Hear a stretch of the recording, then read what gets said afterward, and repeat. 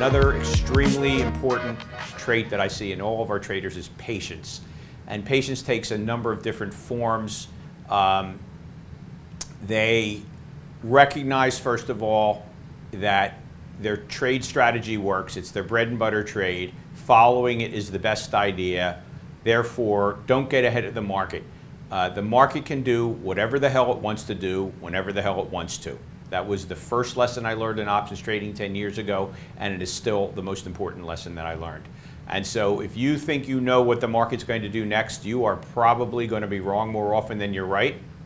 And so please don't get ahead of the market. And the typical successful options trader is patient and takes his adjustments when they come up and not earlier because he or she thinks they know what the market is going to do next. And secondly, a second aspect of patience is in execution. Very good options traders, the best ones, will decide, listen, I want to add this butterfly today, I want to add this vertical spread today. I know I'm going to do it at some point during the day, so I'm going to put the trade up on the screen and I'm going to watch for the pricing. And they observe the pricing and then they say to themselves, all right, that's a good price. If I can get this butterfly on for this price, I'll be very happy. And they put the order in for that price and wait. And typically your patience will be rewarded because the market will jiggle around at some point in the day and you'll get your order filled. So these are very good executors. They're very patient people. Another trait I've seen of the particularly successful traders is they are not tinkerers.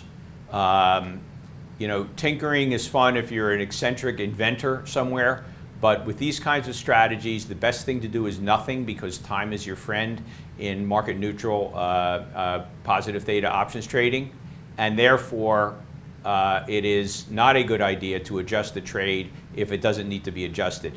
Don't adjust the trade because you're bored. Don't adjust the trade because you think you know what the market's going to happen.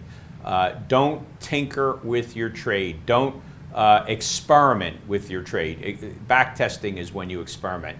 Live trading, you follow your plan. And these are traders who don't tinker. They don't trade because they're bored. They trade because it is necessary.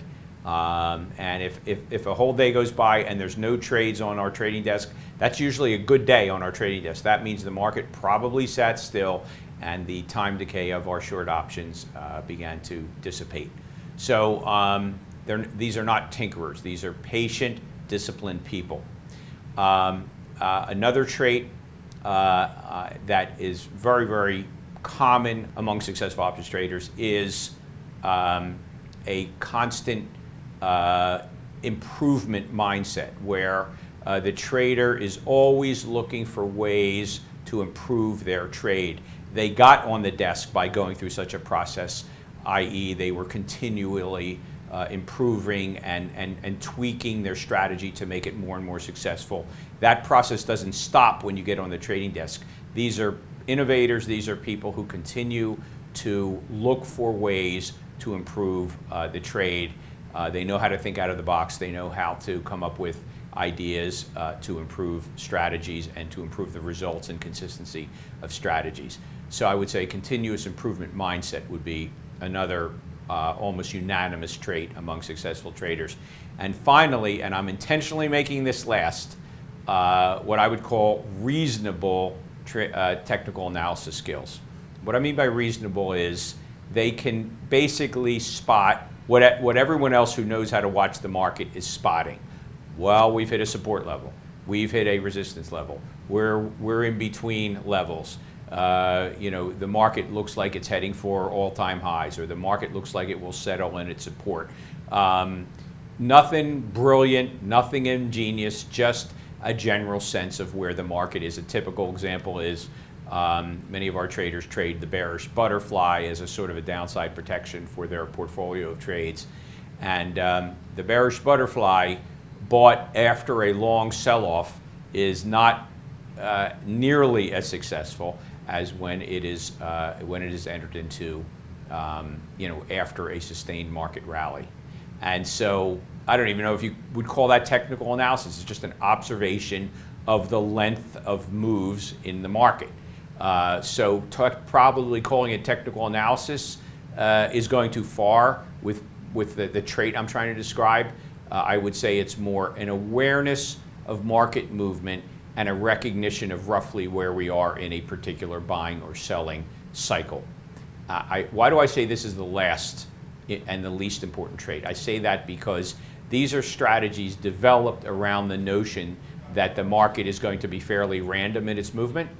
And so, therefore, everything about the trade designs is inherently involved with that notion. And so, people who have too strong technical analysis traits, or I think better stated, they think they're great at technical analysis, are usually very poor traders of the positive theta market neutral strategies, because they think they know what's going to happen.